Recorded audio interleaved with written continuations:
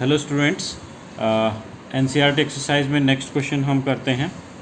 Chapter 4 का हमने 11 questions कर लिए थे, तो क्वेश्चन 12 की तरफ हम बढ़ते हैं। If z is 3 what would be the valency of the element, also name the element. तो प्रिटी सिंपल सीधा सा क्वेश्चन है। हमें दिया हुआ है z की वैल्यू, तो z हम जानते हैं क्या होता है। z is atomic number, z is 3 means we have an element which has atomic number जिसका है वो हमारा 3 है।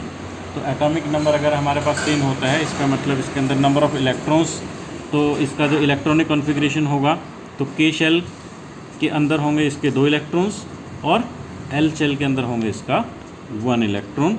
तो दैट इज़ हमसे पूछा गया है वैलेंसी क्या होगी। तो 2 and 1 इस तरीके से इसके पास इलेक्ट्रॉन्स होंगे, ये फुली फिल्ड है। अब जैसे सोडियम का था वो 1 इलेक्ट्रॉन लूज़ कर सकता था, तो यहाँ पे वैलेंसी होगी। हम वैलेंसी की डेफिनेशन भी जानते हैं, कंबाइनिंग कैपेसिटी भी कह सकते हो आप, या आप ये कह सकते हो सिंपली कि number of electrons in the outermost shell. अगर 4 से कम है तो जितने नंबर ऑफ़ इलेक्ट्रॉन्स होते हैं बाहर वाले शेल में उतना ही हो जाता है। 4 से ऊपर होता है तो 8 माइनस नंबर ऑफ़ इलेक्ट्रॉन्स। तो यहाँ पर वैलेंसी आ जाएगी इसकी 1। तो वैलेंसी 1 है। और वैसे भी मैंने आपको फर्स्ट 20 एलिमेंट्स को याद करने के लिए बोल रखा है। तो एटॉमिक नंबर 3 वाला है आपका lithium. Li is the symbol, lithium है और ये एक मेटल होती है क्योंकि इलेक्ट्रॉन ये लूज़ कर लेती है।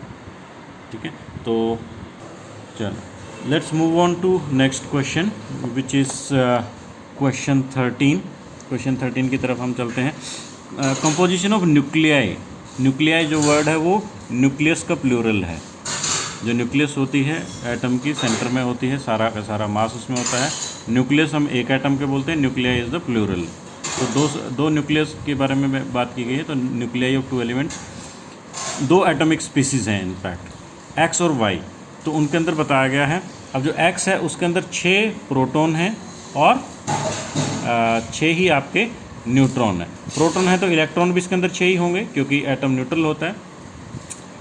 यहाँ पर y के अंदर भी 6 हैं और 14। तो यहाँ पर देखने वाली बात ये, जो x है उसका एटॉमिक नंबर होगा, x का एटॉमिक नंबर होगा, एटॉमिक नंबर इज़ 6।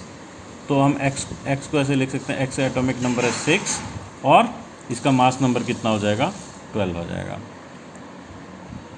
x को हम इस तरह से डिनोट कर सकते हैं और y को जब हम ऐसे डिनोट करेंगे तो इसका भी 6 होगा, लेकिन यहाँ पे नंबर ऑफ मास नंबर क्या होगा, 8 + 6 दैट वुड बी 14। तो हमें x और y 2 ऐसे स्पीसीज मिल गए जिनका एटॉमिक नंबर तो सेम था और मास नंबर अलग अलग हो गए। तो ये डेफिनेशन मैंने आपको पहले ही बता रखी है। They will be termed as isotopes. तो यहाँ पे इलेक्ट्रॉन्स की हमें परवाह करने की ज़रूरत नहीं है, इलेक्ट्रॉन्स बराबर ही होंगे जितने प्रोटॉन्स हैं।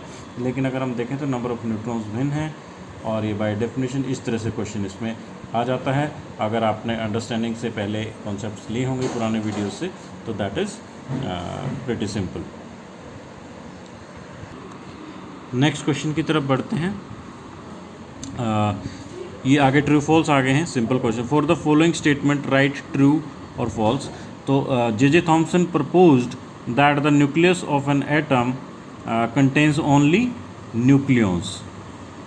तो J.J. Thomson का तो जो मॉडल था उसमें तो अभी न्यूक्लियस की बात ही नहीं थी, वो तो प्लम पुडिंग मॉडल या वाटरमेलन वाला मॉडल था। तो ये फॉल्स है statement. Second is a neutron is found when electron and proton combined together, therefore it is neutral. ये कहा गया है कि जो न्यूट्रॉन है वो इसलिए न्यूट्रल है क्योंकि इलेक्ट्रॉन और प्रोटॉन आपस में मिलते हैं। तो ऐसा कुछ भी नहीं है, the statement is false. Neutron अलग से एक पार्टिकल है। Mass of an electron is रफली 1/2000 टाइम्स दैट ऑफ प्रोटॉन। ये बात बिल्कुल सही है, दैट इज़ ट्रू। तो मास ऑफ इलेक्ट्रॉन है 1/2000 टाइम्स ही होगा ये प्रोटॉन के भी और न्यूट्रॉन के भी।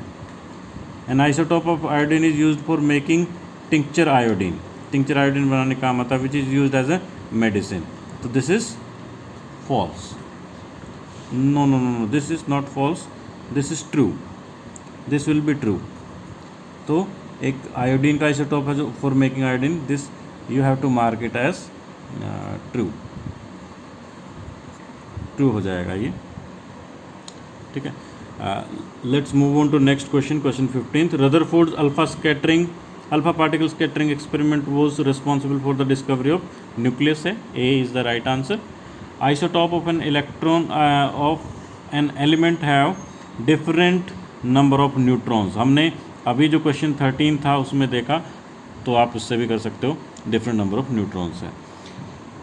Question 17th is number of valence electrons in chloride ion, chloride ion है यहाँ पर, ये बात ध्यान रखें, जो क्लोरीन होता है उसमें बाहर वाले क्लोरीन में वी हैव 2, 8 एंड 7, तो 7 इलेक्ट्रॉन्स होते हैं, लेकिन एक और इलेक्ट्रॉन ये गेन कर लेता है, तो उसके बाद इसमें 8 इलेक्ट्रॉन्स हो जाते हैं, तो ये आप थोड़ा सा इसको ध्यान कर सकते हैं।